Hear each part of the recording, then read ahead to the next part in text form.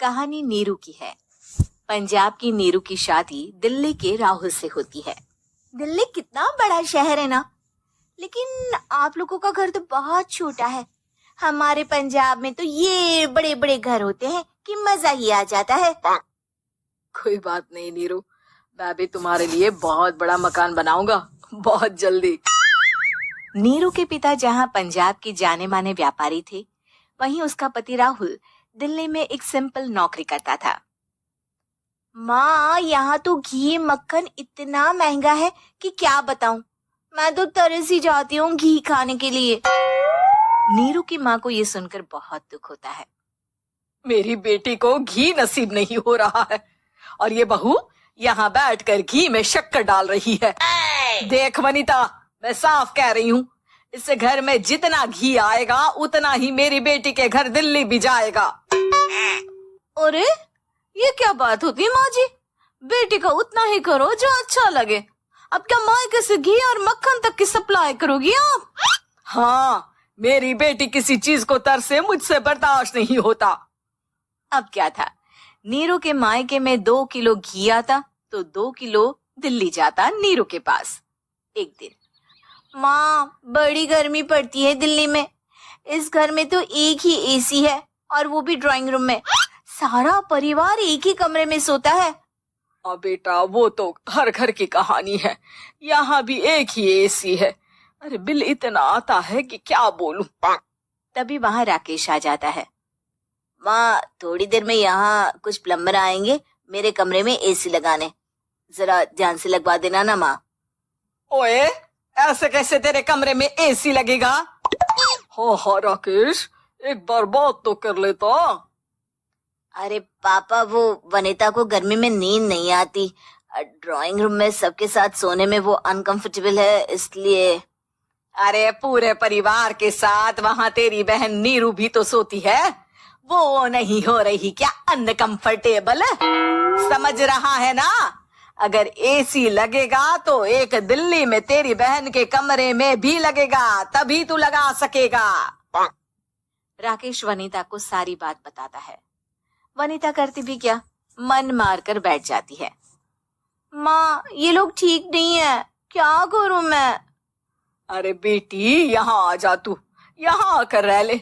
अरे छोड़ दे ऐसे पति को। कैसे छोड़ दूं माँ?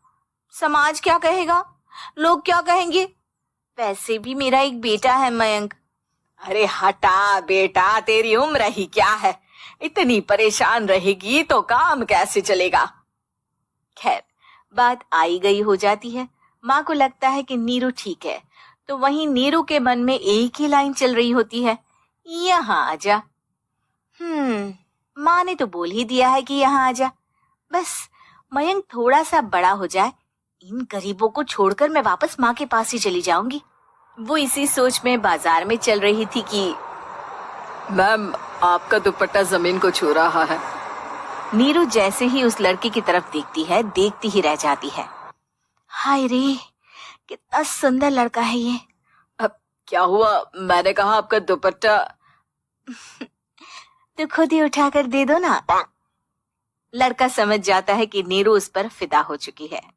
वो उससे उसका नंबर लेकर चला जाता है। अब क्या था, नीरू और रोहित में लगातार बातें होने लगती है।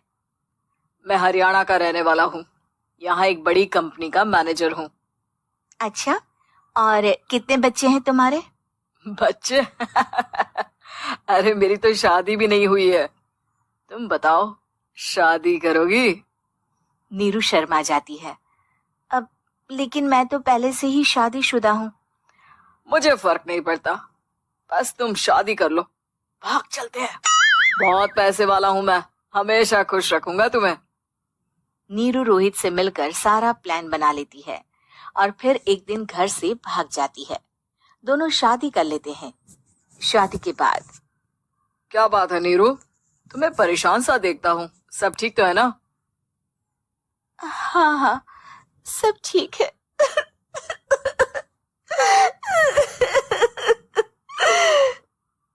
ये कहते कहते ही वो रोने लगती है।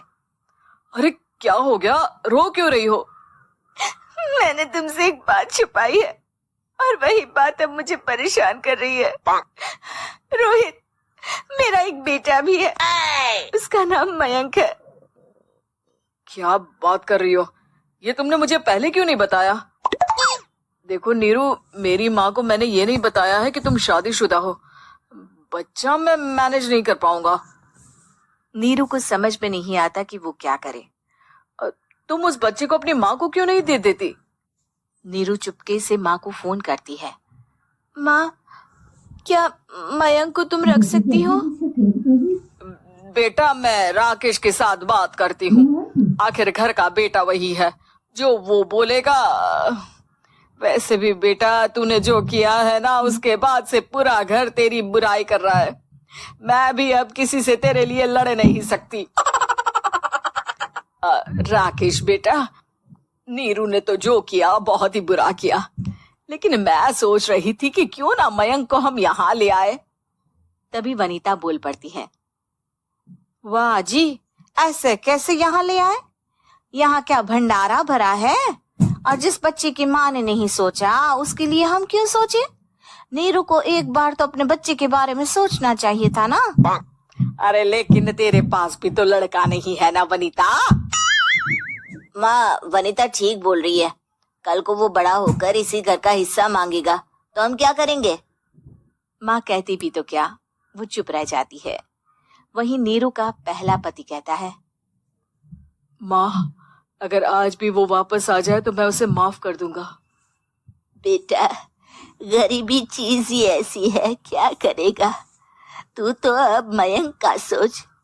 वो बेचारा तो बिना माँ का हो गया। मयंक के खातिर तू दूसरी शादी कर ले बेटा। लोगों के लाख समझाने के बाद नीरू के पहले पति की शादी रिद्धि से हो जाती है, जिसके पहले पति से 2 बच्चे होते हैं।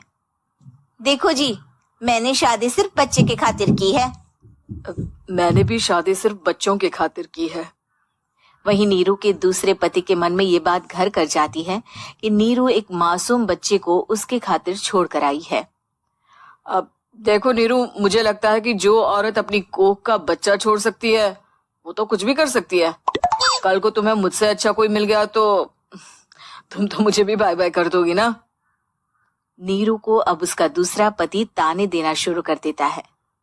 तंग आकर नीरू उसकी यहाँ से भागकर अपने पहले पति के पास चली जाती है। लेकिन ससुराल में क्या लेने आई है नीरू, मयंक को? नहीं नहीं सासू माँ, मुझसे गलती हो गई, मुझे माफ कर दीजिए। नीरू, अब वक्त खत्म हो गया है, मेरी शादी हो चुकी है। तो छोड़ दो ना उसे, हमारा बच्चा है। मैं आपको अपनी माँ नहीं मानता, मेरी नहीं मान तो बात अच्छी है। नीरू मयंक की बात सुनकर समझ जाती है कि उसके पास अब ना आसमान रहा ना ही जमीन।